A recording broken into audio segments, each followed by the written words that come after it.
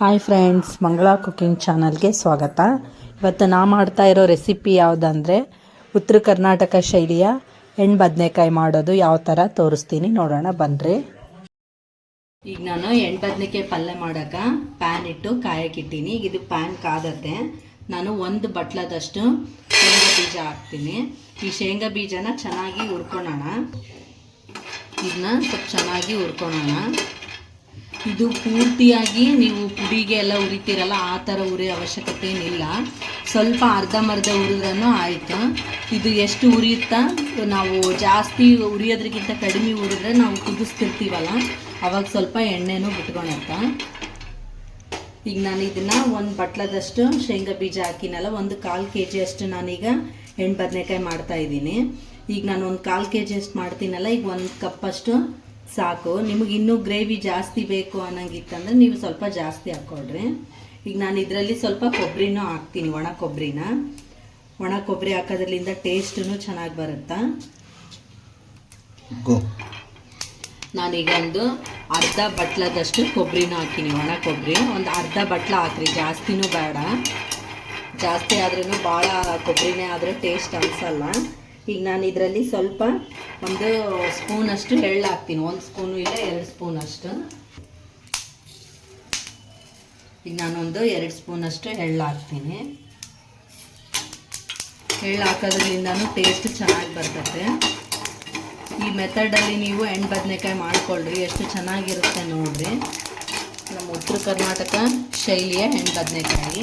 ಈಗ ಸಾಕು, ಇಷ್ಟೇನಾ. ಗ್ಯಾಸ್ ಆಫ್ ಮಾಡೋಣ. ಇನ್ನು ಶೇಂಗಾ ಪೂರ್ತಿಯಾಗಿ ಬೆಂದಿಲ್ಲ, ಪೂರ್ತಿಯಾಗಿ ಫ್ರೈ ಆಗಿಲ್ಲ, ನಾನು ಅದಕ್ಕೆ ಅರ್ಧನೇ ಮಾಡ್ಕೊಂಡಿನಿ.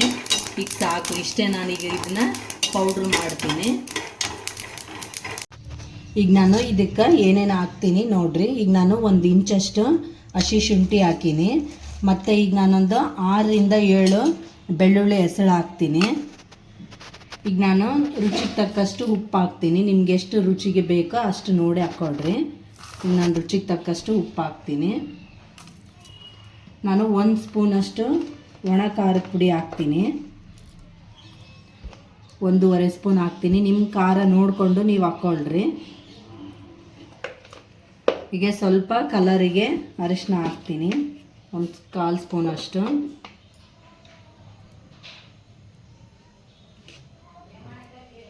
ಒಂದು 1/4 ಸ್ಪೂನಷ್ಟು ಅರಿಶಿನ ಹಾಕ್ತೀನಿ. ಮತ್ತು 1/4 ಸ್ಪೂನಷ್ಟು ನಾನು ಜೀರಿಗೆ ಹಾಕ್ತೀನಿ.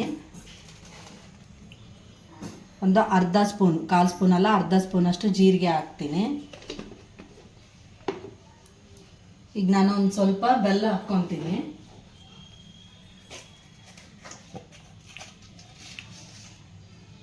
ನಾನು ಒಂದಿಷ್ಟು ಬೆಲ್ಲ ಹಾಕ್ತೀನಿ, 1 ಸ್ಪೂನಷ್ಟು ಬೆಲ್ಲ ಹಾಕಿನಿ. ಇದಕ್ಕೆ ಸ್ವಲ್ಪ ಮಸಾಲೆ ಪೌಡ್ರ್ ಹಾಕ್ತೀನಿ. ಗರಂ ಮಸಾಲ ಪೌಡ್ರ್ ಹಾಕ್ತೀನಿ 1 ಸ್ಪೂನು. ಈಗ ಇದಿಷ್ಟನ್ನು ನಾನು ಮಿಕ್ಸಿ ಮಾಡ್ತೀನಿ. ಈಗ ನಾನು ಬದನೆಕಾಯಿನ ಈ ಥರ ಹೆಚ್ಚಿ ನೀರಲ್ಲಿ ಉಪ್ಪು ಹಾಕಿ ಇಟ್ಕೊಂಡಿನಿ. ಈಗ ಬದನೆಕಾಯಿನ ಈ ಥರ ಹೆಚ್ಚಿ ನೀರಲ್ಲಿ ಉಪ್ಪು ಹಾಕಿಟ್ಟು, ನೀವು ಈ ಥರ ಬದನೆಕಾಯಿ ಆದ್ರೂ ಮಾಡ್ಬೋದು, ಇಲ್ಲ ಈ ಥರ ಬದನೆಕಾಯಿ ಇದ್ರೂ ಮಾಡ್ಬೋದು. ನಾನು ಈಗ ತೋರ್ಸೋಕ್ಕಂತ ನಿಮ್ಗೆ ಹಾಕಿರೋದು. ನಾನೀಗ ಈ ಥರ ಬದನೆಕಾಯಲ್ಲೇ ಮಾಡ್ತಾಯಿದ್ದೀನಿ. ಈಗ ಇದನ್ನು ನಾನು ಸ್ವಲ್ಪ ನೀರಲ್ಲೇ ಉಪ್ಪು ಹಾಕಿ ನೀರಲ್ಲಿ ಹಾಕಿ ಇಟ್ಟಿದ್ದೀನಿ ಹೆಚ್ಚಿ. ಈಗ ಉಪ್ಪು ಹಾಕಿರೋದ್ರಿಂದ ಕಪ್ಪೂ ಆಗಲ್ಲ, ಮತ್ತು ಒಬ್ಬೊಬ್ಬರಿಗೆ ಬದನೆಕಾಯಿ ತಿಂದರೆ ಹಲ್ಲು ತಿಂಡಿ ಬರ್ತಾವಂತಾರ, ಅದೂ ಬರಲ್ಲ. ಅದಕ್ಕಂತ ನಾನು ಈ ಥರ ಹಾಕಿಟ್ಟಿನಿ. ಈಗ ಇದನ್ನು ಎಣ್ಣೆ ಕರೆಯೋಕ್ಕಿಂತ ಮೊದಲು ಸ್ವಲ್ಪ ತೆಗೆದು ಇಟ್ಕೊಳ್ಳೋಣ, ನೀರೆಲ್ಲ ಹೋಗಲಿ. ಈಗ ನಾನು ಅಷ್ಟರಲ್ಲಿ ಇದನ್ನು ಪೌಡ್ರ್ ಮಾಡ್ತೀನಿ. ಈಗ ಈ ಥರ ನೀವು ಪೌಡ್ರ್ ಮಾಡ್ಕೊಳ್ರಿ. ನಾನೀಗ ಈ ಥರ ಪೌಡ್ರ್ ಮಾಡೀನಿ. ಈಗ ನಾನು ಅಲ್ಲಿ ತನಕ ಬದನೆಕಾಯಿ ತೆಗೆದಿಟ್ಟಿದ್ದೀನಲ್ಲ, ಅದನ್ನು ಎಣ್ಣೆಯಲ್ಲಿ ಕರ್ಕೋತೀನಿ, ತೋರಿಸ್ತೀನಿ ನೋಡ್ರಿ ಅದನ್ನ. ಈಗ ನಾನು ಈ ಥರ ಇದನ್ನು ನೀರಿನಿಂದ ತೆಗೆದಿಟ್ಕೊಂಡಿನಿ, ಒಂದು 5 ನಿಮಿಷ ನೀರಿಂದೆಲ್ಲ ಹೋಗ್ಲಿ ಅಂತ. ಈಗ ಇಲ್ಲಿ ನಾನು ಒಂದು ಕಡಾಯಿ ಇಟ್ಟು ಅದರಲ್ಲಿ ಎಣ್ಣೆ ಹಾಕೀನಿ. ಈಗ ಇದು ಎಣ್ಣೆ ಕಾದಿದೆ. ಇದು ಎಣ್ಣೆ ಸ್ವಲ್ಪ ಜಾಸ್ತಿ ಹಾಕ್ರಿ, ಇದು ಉಳಿದ್ರೂ ನೀವು ಮತ್ತೆ ಅಡುಗೆಗೆ ಹಾಕ್ಕೋಬೋದು, ಅದೇನೋ ಎಣ್ಣೆ ವೇಸ್ಟ್ ಆಗಲ್ಲ. ಈ ಥರ ಸ್ವಲ್ಪ ನೀರು ಜಾಡಿಸಿ ನೀವು ಬದನೆಕಾಯಿನ ಎಣ್ಣೆಲಿ ಕರೀರಿ. ಕರಿವಾಗ ಹುಷಾರು ಕರೀರಿ, ಸ್ವಲ್ಪ ಹಾಕ್ಬೇಕಾದ್ರೆ ಹುಷಾರು ಹಾಕ್ರಿ. ಈ ಥರ ನೀವು ಎಲ್ಲ ಬದನೆಕಾಯಿನೂ ಹಾಕ್ಕೊಳ್ರಿ. ಹಾಕಿ ಒಂದು ಸ್ವಲ್ಪ ಮೇಲ್ಗಡೆ ಒಂದು ಪ್ಲೇಟ್ ಮುಚ್ಚಿಬಿಡ್ರಿ, ಇಲ್ಲಾಂದರೆ ನಿಮ್ಗೆ ಸಿಡಿತೈತೆ ಎಣ್ಣೆನ. ಈಗ ನಾನು ಒಂದು 1/4 kg ಬದನೆಕಾಯಿ ಪೂರ್ತಿಯಾಗಿ ಹಾಕಿದ್ದೀನಿ. ಇದು ಪೂರ್ತಿಯಾಗಿ ಎಣ್ಣೆಯಲ್ಲಿ ಮುಳುಗಲಿ.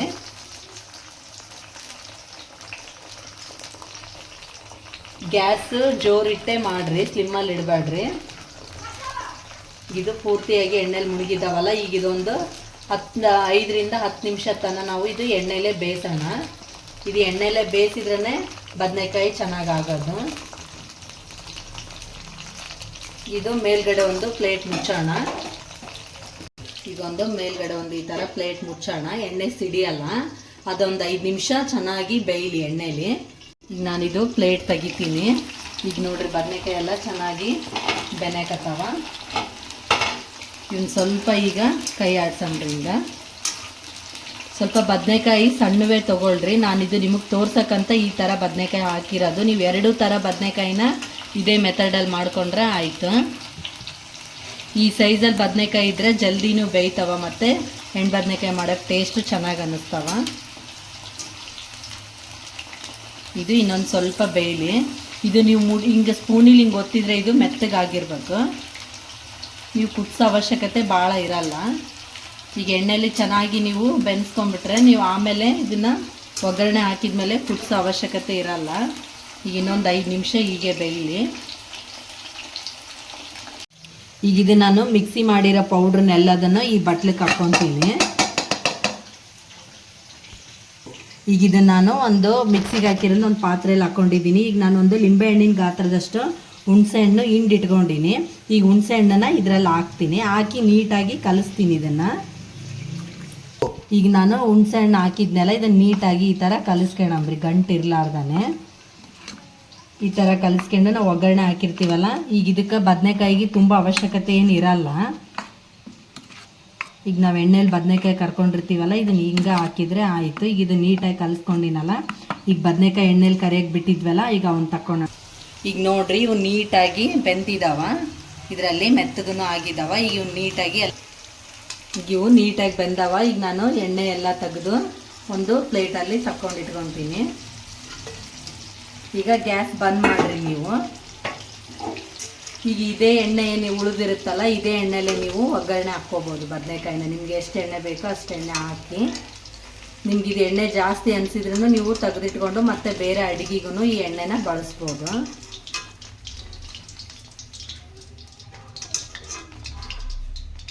ಇದು ಎಣ್ಣೆ ಕಾದಿದೆ ಅಲ್ಲ, ಈಗ ನಾನು ಇದರಲ್ಲಿ ಸ್ವಲ್ಪ ಎಣ್ಣೆ ತೆಗೆದು ಇದರಲ್ಲೇ ಒಗ್ಗರಣೆ ಹಾಕ್ತೀನಿ. ಈಗ ನಾನು ಎಣ್ಣೆ ಒಂದು ಬೇರೆ ಪಾತ್ರೆಯಲ್ಲಿ ಹಾಕ್ಕೊಂಡಿನಿ, ಅದು ಎಣ್ಣೆ ಜಾಸ್ತಿ ಆಗುತ್ತಾ ಅಂತ. ಈಗ ಇದು ಎಣ್ಣೆ ಕಾದಿದೆ, ನಾನೊಂದು 1/4 ಸ್ಪೂನಷ್ಟು ಸಾಸಿವೆ ಹಾಕ್ತೀನಿ. ಮತ್ತು ಒಂದು 1/4 ಸ್ಪೂನಷ್ಟು ನಾನು ಜೀರಿಗೆ ಹಾಕ್ಕೊತೀನಿ.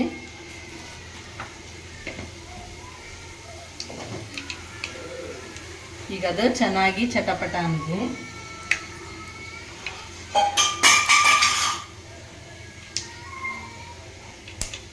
ನಾನೀಗ ಒಂದು ಸ್ವಲ್ಪ ಕರಿಬೇವು ಹಾಕ್ತೀನಿ ಅದರಲ್ಲಿ.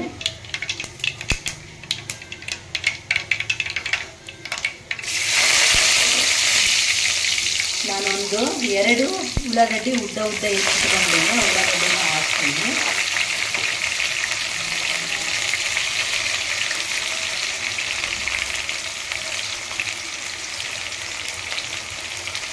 ಇದು ಸ್ವಲ್ಪ ನಾನು ಅಲ್ಲ ಬೆಳ್ಳುಳ್ಳಿನ ಪುಡಿ ಮಾಡೋದ್ರಲ್ಲೇ ಹಾಕಿನಿ, ಇದರಲ್ಲೇನು ಹಾಕಲ್ಲ. ನಿಮಗೆ ಬೇಕನ್ಸಿದ್ರೆ ಇದರಲ್ಲೇ ಹಾಕ್ಕೊಳ್ರಿ.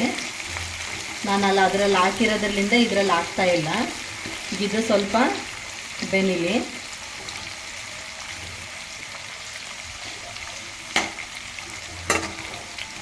ಹೆಣ್ಣು ಬದನೆಕಾಯಿಗೆ ಎಣ್ಣೆ ಸ್ವಲ್ಪ ಜಾಸ್ತಿ ಇದ್ರೇ ಚೆನ್ನಾಗಿ ಅನಿಸುತ್ತಾ. ಇದು ಇಷ್ಟು ಬೆಂದಿದ್ದಾವಲ್ಲ, ನಾನು ಇದರಲ್ಲೇ ಈಗ ಬದನೆಕಾಯಿ ಸೇರಿಸ್ತೀನಿ. ಬದನೆಕಾಯಿ ಇದು 2 ಸೇರಿ ಬೆನೀತಾವೆ ಚೆನ್ನಾಗಿ.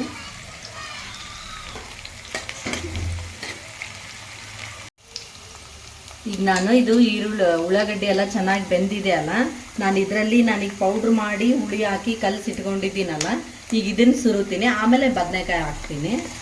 ಇದನ್ನು ನೀಟಾಗಿ ಇದರಲ್ಲಿ ಹಾಕಿ ಸ್ವಲ್ಪ ನೀರು ಕಲಸಿ ಹಾಕ್ತೀನಿ. ಇದು ಸ್ವಲ್ಪ ಎಣ್ಣೆ ಜೊತೆ ಬೆನೀಲಿ. ನಿಮ್ಗೆ ಈಗ ನಾವು ಬದನೆಕಾಯಿ ತುಂಬೋದ್ರಲಿಂದ ಈಗ ಬದನೆಕಾಯಿನೂ ಬಿಸಿ ಇರ್ತಾವೆ, ತುಂಬಕ್ಕೆ ಆಗಲ್ಲ. ಅದಕ್ಕಂತಾನೆ ನಾನು ಕರೆದಿಟ್ಕೊಂಡಿರ್ತೀವಲ್ಲ ಈ ಥರ ಇದನ್ನು ಗ್ರೇವಿ ಎಲ್ಲ ಈ ಥರ ಚೆನ್ನಾಗಿ ಕುದಿಸ್ಕೊಂಡು ಇದರಲ್ಲಿ ಬದನೆಕಾಯಿ ಹಾಕಿದರೆ ಕುದಿಯೋದ್ರಲಿಂದ ಅದರಲ್ಲೇನೂ ಸೇರ್ಕೊಳತ್ತೆ ಎಲ್ಲ ಗ್ರೇವಿನ. ಇದಕ್ಕೆ ನಾನು ಸ್ವಲ್ಪ ನೀರು ಕಲಸಿ ಹಾಕ್ತೀನಿ. ಈಗ ನಾನು ಇದನ್ನು ನೀಟಾಗಿ ತೊಳೆದು ಒಂದು ಗ್ಲಾಸ್ ಅಷ್ಟು ನೀರು ಹಾಕಿದ್ದೀನಿ. ಈಗ ಇದನ್ನು ನೀಟಾಗಿ ತೊಳೆದು ಇದರಲ್ಲಿ ಹಾಕ್ತೀನಿ. ನೀರು ನಿಮ್ಗೆ ನೋಡಿಕೊಂಡು ಹಾಕ್ಕೊಳ್ರಿ, ಗ್ರೇವಿ ಎಷ್ಟು ಬೇಕಾಗುತ್ತಾ ಅಷ್ಟು ನೋಡಿ ನೀರು ಹಾಕ್ಕೊಳ್ರಿ. ಈಗ ನಾನು ಒಂದು ಗ್ಲಾಸ್ ಅಷ್ಟು ಹುಣಸೆ ಹಣ್ಣಿನ ಹುಳಿ ಹಾಕಿದ್ದೆ, ಮತ್ತು ಒಂದು ಗ್ಲಾಸ್ ನೀರು, 2 ಗ್ಲಾಸಷ್ಟು ನಾನು ಹಾಕಿದ್ದೀನಿ.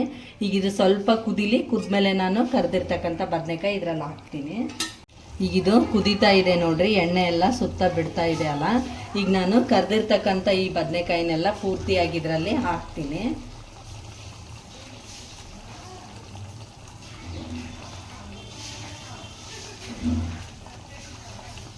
ನೀವು ಬದನೆಕಾಯಿ ಹಾಕಿ ಒಂದು 5 ನಿಮಿಷ ಕುದಿಸಿದ್ರೆ ಸಾಕು. ಯಾಕಂದರೆ ಬದನೆಕಾಯಿ ಎಲ್ಲ ಎಣ್ಣೆಯಲ್ಲಿ ಫ್ರೈ ಆಗಿರ್ತಾವಲ್ಲ, ಭಾಳತ್ತು ಕುದಿಸೋ ಅವಶ್ಯಕತೆ ಇರಲ್ಲ. ಈಗ ಇದು ಸ್ವಲ್ಪ ಕುದೀಲಿ. ನಾನೀಗ ಒಂದು 5 ನಿಮಿಷ ಕುದಿಯೋಕ್ಕಿಟ್ಟು ಒಂದು ಮೇಲ್ಗಡೆ ಒಂದು ಪ್ಲೇಟ್ ಮುಚ್ತೀನಿ. ಈಗ ಇದು ಕುದ್ದಿದೆ ಅನ್ನೋ ನೋಡೋಣ. ಇದು ನೋಡ್ರಿ, ಎಣ್ಣೆ ಎಲ್ಲ ಮೇಲ್ಗಡೆ ಬಂದಿದೆ. ಈಗ ಬದನೆಕಾಯಿನೂ ಚೆನ್ನಾಗಿ ಕುದ್ದಿದಾವ. ಈಗ ಈ ಥರ ಆದರೆ ಹೆಣ್ಣು ಬದನೆಕಾಯಿ ರೆಡಿ ಆಯಿತು. ನೀವು ಇದನ್ನು ಅನ್ನದ ಜೊತೆ ರೊಟ್ಟಿ ಜೊತೆನೂ ತಿನ್ಬೋದು, ಟೇಸ್ಟ್ ಚೆನ್ನಾಗಿರುತ್ತೆ. ಈ ಥರ ಮಾಡಿಕೊಂಡ್ರೆ ಹೆಣ್ಣು ಬದನೆಕಾಯಿ ಪಲ್ಯ ರೆಡಿ. ಈಗ ನಾನು ಗ್ಯಾಸ್ ಬಂದ್ ಮಾಡ್ತೀನಿ. ನೀವು ಇದನ್ನ ಮೇಲೆ ಸ್ವಲ್ಪ ಕೊತ್ತಂಬರಿ ಉದುರಿಸ್ಕೊಂಡ್ರೆ ಆಯಿತು. ಈಗ ನೋಡ್ರಿ, ಇದು ರೆಡಿ ಆಯಿತು ಹೆಣ್ಣು ಬದನೆಕಾಯಿ ಪಲ್ಯ. ಎಷ್ಟು ಸಾಫ್ಟಾಗಿ ಆಗಿದ್ದಾವೆ ಮತ್ತು ಟೇಸ್ಟೂ ಅಷ್ಟೇ ಚೆನ್ನಾಗಿರುತ್ತೆ. ಈ ವಿಡಿಯೋ ನಿಮ್ಗೆ ಇಷ್ಟ ಆದರೆ ಲೈಕ್ ಮಾಡಿರಿ, ಶೇರ್ ಮಾಡಿರಿ, ಕಮೆಂಟ್ ಮಾಡಿರಿ ಮತ್ತು ಬೆಲ್ ಐಕನ್ನ ಪ್ರೆಸ್ ಮಾಡಿರಿ, ಸಬ್ಸ್ಕ್ರೈಬ್ ಆಗಿರಿ. ಮತ್ತು ಮುಂದಿನ ವಿಡಿಯೋದಲ್ಲಿ ಭೇಟಿಯಾಗೋಣ. ಧನ್ಯವಾದ.